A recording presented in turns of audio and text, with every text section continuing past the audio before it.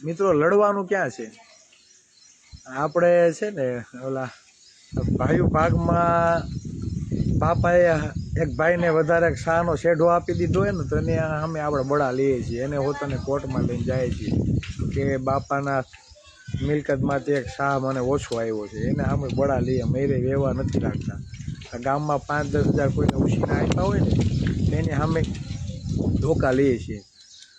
પણ તમે વર્ષે 26-27 હજાર રૂપિયા ટેક્સ ચૂકવો છો પર વ્યક્તિ દીઠ, 4 વ્યક્તિઓ 1 લાખ ઉપર તમે આ સરકારને ટેક્સ ચૂકવો છો.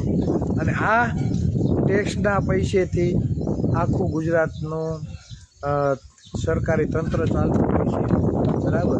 ટૂંકમાં આખો ગુજરાતનો વહીવટ છે ને આપણા ટેક્સના પૈસે થાય છે.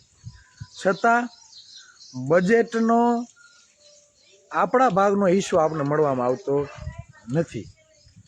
હવે અમુક ચોક્કસ સમુદાયના નિગમોમાં 2-2 હજાર કરોડ રૂપિયા ફાળવી દેવામાં આવે છે, શિક્ષણ ધામ બનાવવા માટે પૈસા આપવામાં આવે છે, હોસ્પિટલો બનાવવા માટે પૈસા આપવામાં આવે છે, બરાબર.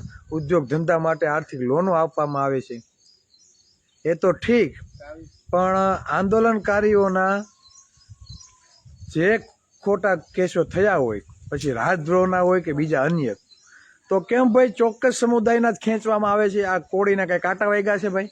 હે, ક્ષત્રિય સમાજના હમણાં 2-3 દી પહેલા ક્ષત્રિય સમાજના આંદોલનકારીઓના કેસો પાછા ખેંચાણા. આપણે રાજી છીએ ભાઈ, રાજીપો વ્યક્ત કરીએ અને ખેંચાવા જ જોઈએ.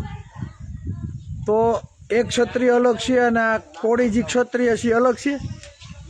હે, આપણે માનધાતાના વંશજો, આપણે સમ્રાટ અશોકના વંશજો, આપણે ગૌતમ બુદ્ધના વંશજો, ક્ષત્રિયોનું તમે લ્યો, બરાબર, ઇતિહાસ, બરાબર. તો આ કોળીનો ક્ષત્રિય ઇતિહાસ તો ગૌરવશાળી રહ્યો છે.